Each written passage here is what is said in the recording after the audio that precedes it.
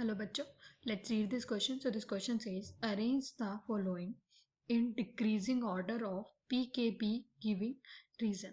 यहाँ पे हमें जो given है एनिलीन, पैरानाइट्रोएनिलीन एंड पैराटोल्यूडीन. So इस क्वेश्चन में जो की कॉन्सेप्ट है that is pKb value. की कॉन्सेप्ट is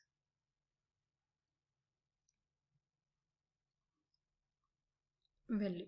तो ये होता क्या है, ये किसी भी मॉलिक्यूल की जो बेसिक स्ट्रेंथ है उसका एक मेजरमेंट होता है. So it is a measure of a molecule.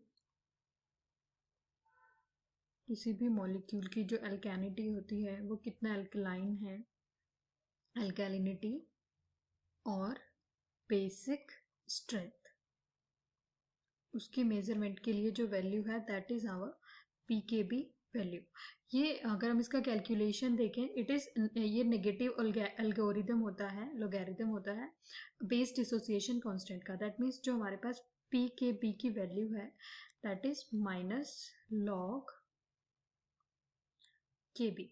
और अगर हमारे पास जो पीकेबी है, पीकेबी की वैल्यू लो है, लोअर वैल्यू इंडिकेट करती है कि जो कंपाउंड है या मॉलिक्यूल है that is a stronger base. Lower value means stronger base, stronger base. और उसकी वैल्यू अगर हाई है तो वो वीक बेस है. Higher value means weak base, weak base. तो यहाँ पे जो हमें कंपाउंड गिवन है उनको हम चेक कर लेते हैं. तो हम अपने कंपाउंड यहाँ पे गिवन है एनिलीन, पैरानाइट्रोएनिलीन एंड पैराटोल्यूडीन. तो हम पहले इनकी स्ट्रक्चर ड्रॉ करते हैं. तो जो हमारे पास एनिलीन होता है ये है बेंजीन, और बेंजीन के साथ एक NH2 ग्रुप जॉइंट है दैट इज एनिलीन. उसके बाद हमारे पास जो है पैरानाइट्रोएनिलीन, दैट मीन्स NH2 है और पैरा पोजीशन पे हमारे पास नाइट्रो ग्रुप जुड़ा हुआ है. तो ये क्या है हमारा पैरा नाइट्रो एनिलीन. और नेक्स्ट है हमारे पास पीटोल्यूडीन. दैट मीन्स एक हमारे पास एनिलीन है और इसमें पैरा पोजीशन पे CH3 ग्रुप जुड़ा हुआ है. तो दिस इज NH2 और पैरा पोजीशन पे CH3 ग्रुप. सो ये हो जाएगा हमारे पास पैरा टोल्यूडीन.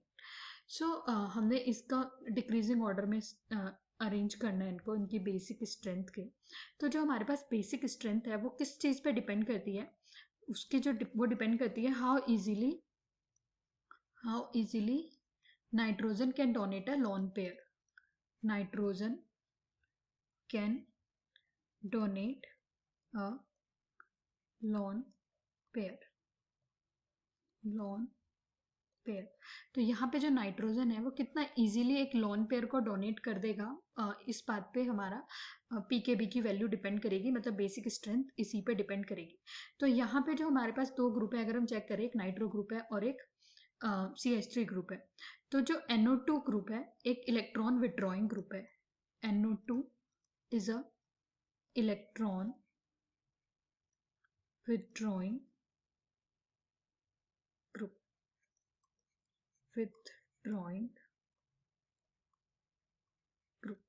इलेक्ट्रॉन विड्रॉइंग ग्रुप का क्या मतलब है, यहाँ पे जो NO2 ग्रुप है वो पूरी इलेक्ट्रॉन डेंसिटी अपनी ओर अट्रैक्ट कर लेगा, क्योंकि ये इलेक्ट्रॉन विड्रॉइंग ग्रुप है, इलेक्ट्रॉन को अपनी तरफ खींचेगा. इसकी वजह से जो नाइट्रोजन है इसके लोन पेयर डोनेट करने की कैपेसिटी कम हो जाएगी, क्योंकि इलेक्ट्रॉन डेंसिटी NO2 ग्रुप की तरफ आ जाएगी. और अगर हम बात करें CH3 की, CH3 एक कौन सा ग्रुप है हमारे पास, is a electron donating group.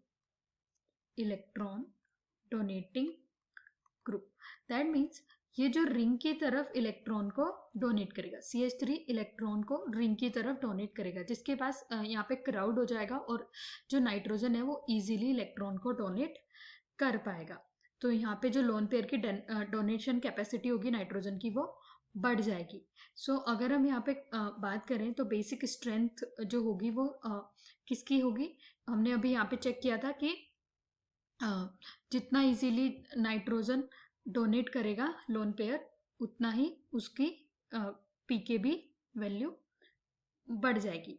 तो यहाँ पे जो सबसे ज़्यादा होगा वैल्यू, सबसे ज़्यादा जो बेसिक स्ट्रेंथ रहेगी वो किसकी होगी, पी टोल्यूडीन की. बेसिक स्ट्रेंथ सबसे ज़्यादा पी टोल्यूडीन की होगी. उसके बाद हमारे पास होगी एनिलीन की. ये हम बेसिक स्ट्रेंथ के लिए बात कर रहे हैं.